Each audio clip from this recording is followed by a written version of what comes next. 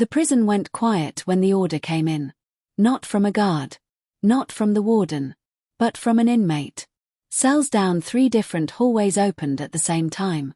Men stepped out calmly. No shouting. No rushing.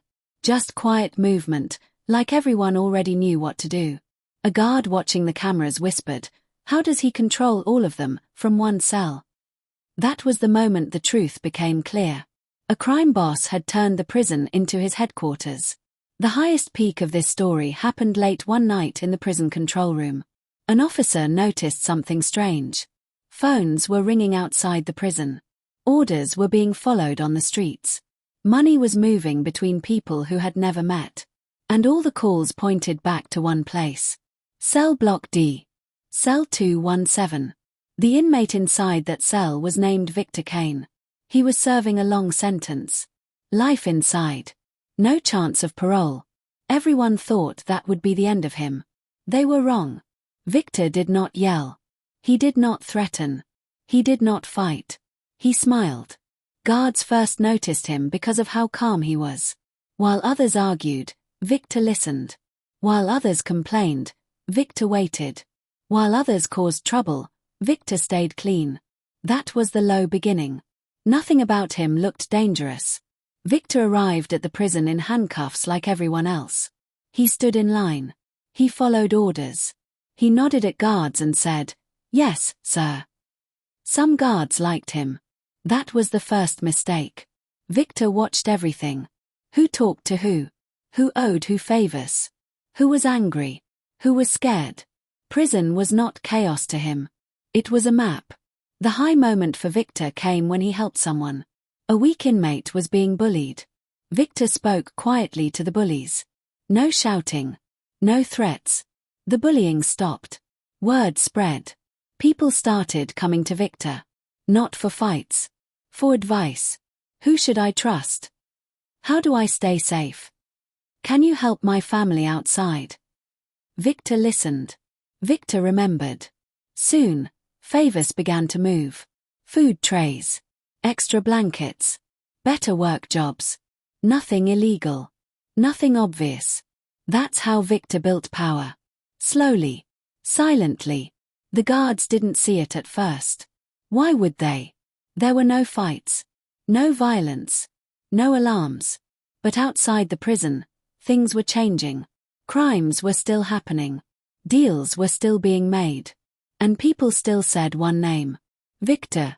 Investigators were confused. How is he still running things? They asked. He's locked up. Inside the prison, Victor smiled. Because prison walls don't stop ideas. Or influence. Or loyalty. Victor began using the prison like an office. Inmates became messengers. Guards became unknowing helpers. Schedules became tools. A guard once said, "Funny how things run smoother when Kane's around." Another replied, "Yeah, almost too smooth." The low point for the prison came when a guard's phone was found. Hidden. Burner style. Full of messages.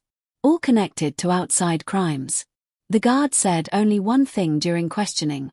"I was just following instructions." From who? Investigators asked. The guard hesitated. Then said the name. Victor Kane. That was the extreme moment that ended Chapter 1. Because as investigators rushed to cell 217 to lock everything down, they found the cell empty. Not escaped. Not broken. Just empty. And on the bed was a note, written neatly on paper taken from the prison library. It said, "You can lock the man. But not the operation." The cell was empty. That was the first shock. Victor Kane had not escaped the prison. The doors were still locked. The walls were still standing. Cameras showed him leaving the cell earlier that day with permission. But his space was gone. No papers. No notes. No lists. It was like he had planned this moment. Guards searched the block. They checked work areas. The library. The yard. They finally found Victor in the chapel. Sitting alone. Smiling. "Back to your cell," a guard said. Victor stood up calmly. "As you wish," he said. The low moment came during lockdown. Phones were shut down. Movements were limited. Visits were cancelled. The prison tried to cut every line Victor could use. It didn't work.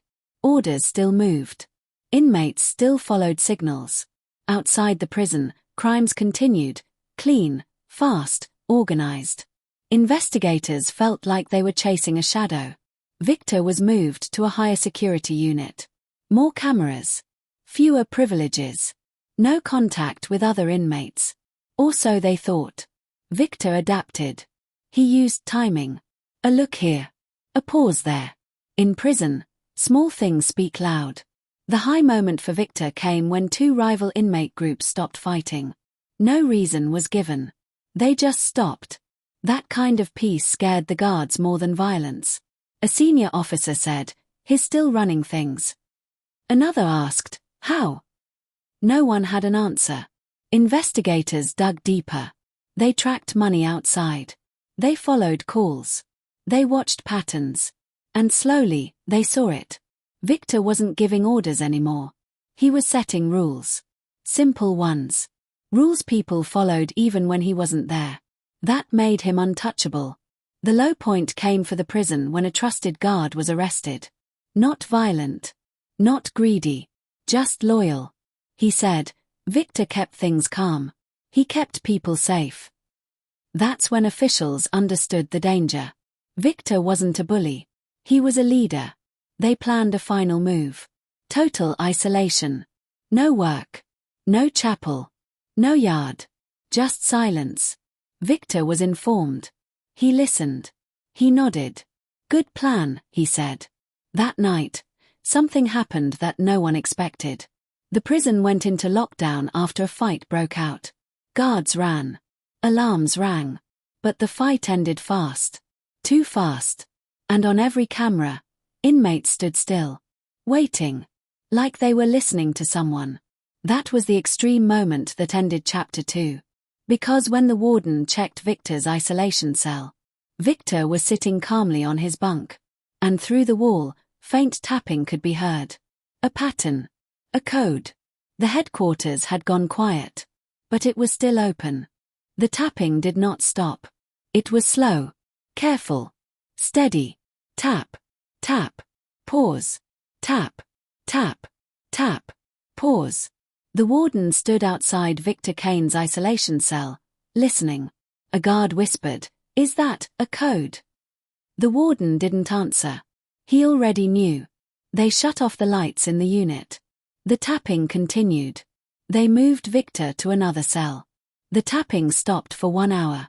Then it started again. Different wall. Same pattern. That was the moment the prison finally understood the truth. Victor Kane was not using the prison. He had become part of it. Investigators brought in experts. Old correctional officers.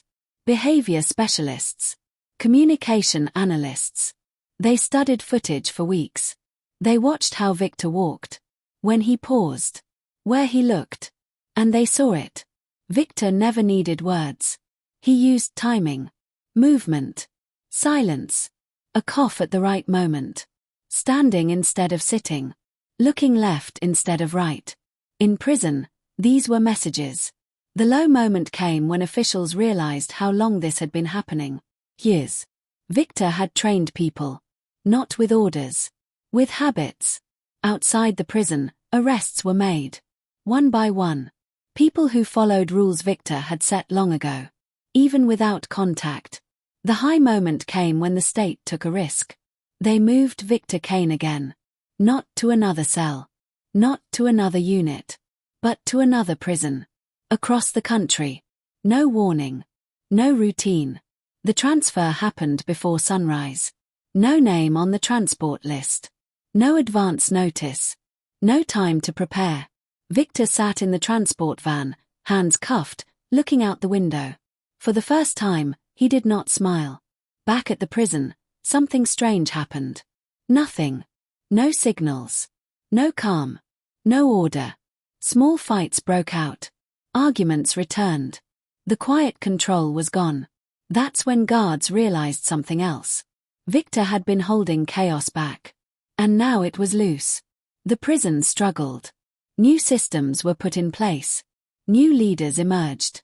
But the balance was gone. Victor arrived at the new prison. Stricter rules. Different layout. No one knew him. Yet. For weeks, he stayed quiet. Watched. Learned. Then one day, a guard said something strange in a report. Inmate Kane appears to influence others despite isolation. The story did not repeat. Because it could not. The state was watching now.